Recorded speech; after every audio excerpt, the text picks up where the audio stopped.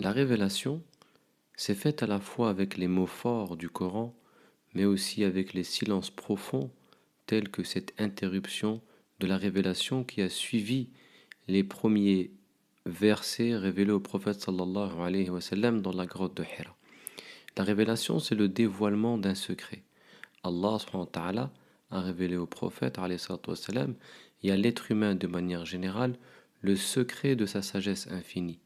Et un secret, on le révèle qu'à une personne qu'on estime, en laquelle nous avons confiance. Allah subhanahu wa ta'ala, en nous révélant son verbe, nous témoigne de sa confiance ou de la confiance qu'il place en l'homme. Que dire à l'homme de la confiance que l'homme doit placer en Allah subhanahu wa ta'ala? Allah a fait confiance à un être fragile, à un être limité, à un être relatif. Que dire alors de la confiance que l'homme doit placer en l'être absolu, en celui qui est le détenteur de la force et de la puissance par excellence? Après ces premiers versets révélés au prophète sallallahu alayhi wa sallam, s'est suivie une période d'interruption de la révélation qui avait pour fonction d'éduquer le prophète sallallahu alayhi wa sallam en le poussant à intérioriser les premiers versets qui lui ont été révélés. Ce silence avait pour finalité de laisser le temps au prophète sallallahu alayhi wa sallam de réfléchir, de se poser des questions, de s'interroger sur lui-même, sur ses capacités et de se préparer aux prochaines révélations. Et nous avons aussi souligné que cette interruption avait pour finalité de faire naître dans le cœur de l'être humain le désir ardent d'Allah subhanahu wa ta'ala. Et le prophète sallallahu alayhi wa sallam sera délivré de ce silence divin, de cette interruption qui l'a inquiété au point de le conduire à se jeter dans l'abîme du sommet d'une montagne par une autre révélation qui lui est parvenue suite à un événement qu'il nous raconte lui-même. Il dit: tandis que je marchais, j'entendis une voix venant du ciel. Je levai les yeux au ciel et je vis l'ange Jibril alayhi salam qui m'était apparu à Hira, assis sur un trône entre ciel et terre. Je m'assis terrifié et je tombai. Puis je me précipitai chez moi et je dis à ma femme: enveloppez-moi, enveloppez-moi, zammilouni, zammilouni. Dieu me révéla alors: Ya ayyuhal muddathir, qum fa'anzir, wa rabbaka fakabbir, wa thiyabaka fatahhir, wa rujza fahjur. Ô toi qui te recouvres d'un manteau, ô toi qui te blottis sous un manteau, lève-toi et avertis, lève-toi et exhorte les gens, et proclame la grandeur de ton éducateur. Wa rabbaka fakabbir. Allah subhanahu wa ta'ala se présente ici au prophète sallallahu alayhi wa sallam comme étant son éducateur. C'est celui qui l'a éduqué tout au long de sa période avant la révélation pour faire de lui le réceptacle de la sagesse infinie d'Allah subhanahu wa ta'ala. C'est un des secrets qu'Allah révèle au prophète sallallahu alayhi wa sallam. J'étais ton éducateur subtil quand tu étais orphelin, quand tu étais privé de père et de mère. Dans le deuxième moment de cette révélation, Allah l'invite à se purifier, à purifier ses vêtements. Proclame la grandeur de ton éducateur, wa thiyabaka fatahhir, et purifie tes vêtements. Wa rujza fahjur, et écarte-toi, ou des péchés écarte-toi. Vis une forme d'exil intérieur qui va te permettre de te prémunir contre les péchés. À travers ces premiers versets qui l'invitent à s'engager, à témoigner de la vérité, à exposer le message et à avertir les gens contre l'ignorance, Allah lui fournit les ingrédients de sa mission ou les ingrédients de l'engagement d'un musulman de manière générale. Cet engagement doit s'inscrire dans dans la proclamation de la grandeur d'Allah subhanahu wa ta'ala, dans la purification de l'âme, dans l'exil intérieur. Ya ayyuhal muddathir qum fa'anzir wa rabbaka fakabbir wa thiyabaka fatahhir wa rujza fahjur.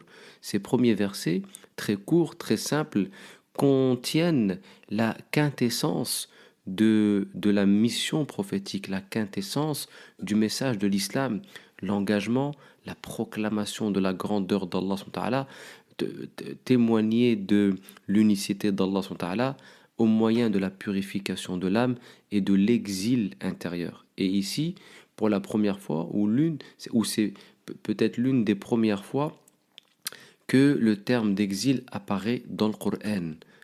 Warrujza fahjur.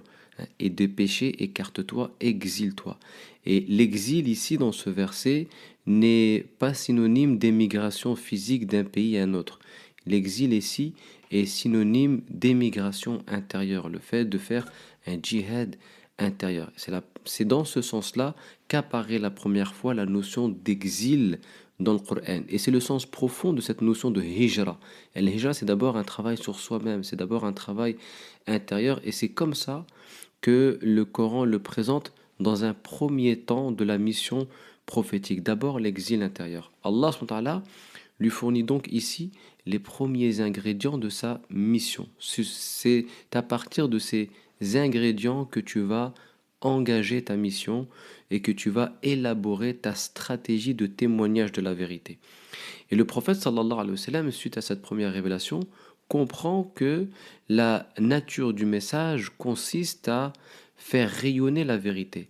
L'islam ne fait pas de la contemplation un idéal religieux. L'islam n'est pas venu fabriquer des ermites contemplatifs enfermés dans la grotte.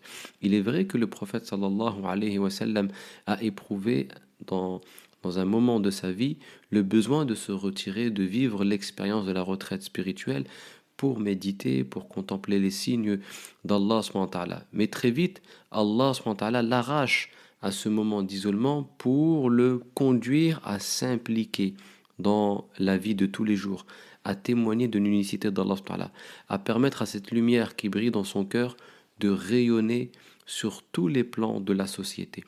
Donc ce verset vient l'inviter à s'engager et à transmettre le message d'Allah subhanahu wa ta'ala, mais sans lui donner des indications précises sur la stratégie pratique à adopter dans la transmission du message. Allah a laissé le soin au prophète sallallahu alayhi wa sallam d'élaborer par lui-même cette stratégie qui va lui permettre de transmettre le message de la vérité. Et ce qui est intéressant dans l'attitude du prophète sallallahu alayhi wa sallam, c'est qu'il va dans un premier temps faire part d'une grande discrétion dans sa mission. C'est pourquoi les 3 premières années de la révélation sont qualifiées de période ou d'appel secret, d'appel qui s'est fait dans la discrétion. Le prophète sallallahu alayhi wa sallam n'a pas éprouvé le besoin de faire du bruit, de faire de faire de son engagement quelque chose de spectaculaire. Il a fait un travail d'approfondissement, d'enracinement, d'éducation, en commençant par former un petit noyau de personnes qualitatives qui auront les épaules pour porter le poids de la révélation, pour porter la responsabilité de la foi. Et parmi les premières personnes qui vont épouser la foi du message de Mohammed, il y a tout d'abord sa femme Khadija, puis son cousin Ali ibn Abi Talib, son ami de tous les instants, Abu Bakr as-Siddiq, et par la cause d'Abu Bakr as-Siddiq vont venir d'autres compagnons, de grands compagnons, qui seront promis au paradis de leur vivant, parmi lesquels Uthman ibn Affan. Donc le prophète alayhi salatu wassalam, va commencer par mener un travail dans la discrétion, dans la profondeur, sans faire trop de bruit, parce que, comme le dit un dicton, ce sont les tonneaux vides qui font le plus de bruit. Le prophète sallallahu alayhi wa sallam a veillé d'abord à donner de la consistance à ce noyau, à cette communauté naissante, à son engagement, donner du relief, avant d'être amené à exposer publiquement son message. Sa stratégie tranche avec l'engagement ou les attitudes de nos jours qui consistent à faire le buzz, qui consistent à faire la publicité de la moindre action, de la moindre initiative ou de s'adonner à des engagements spectaculaires. Le prophète sallallahu alayhi wa sallam nous montre à travers cette attitude dans sa mission qu'il faut commencer par faire un travail profondeur dans la discrétion la plus totale. C'est comme ça qu'on enracine les choses, sans éprouver le besoin ou la nécessité de faire la publicité de notre action ou de faire la publicité de notre mission. C'est l'un des enseignements ou le principal enseignement que nous pouvons tirer de ce premier moment d'appel à la vérité. Parce qu'à travers cette révélation, il y a Ayyuhal Muddathir, Qum fa'anzir, le prophète alayhi salatu wassalam, est appelé et est invité.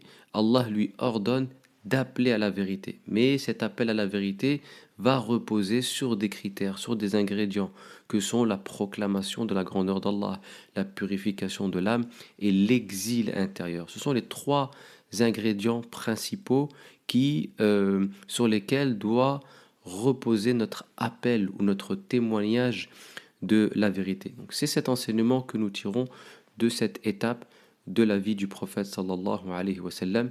Je vous donne rendez-vous demain pour un prochain épisode. Wassalamu alaikum wa rahmatullahi wa barakatuh.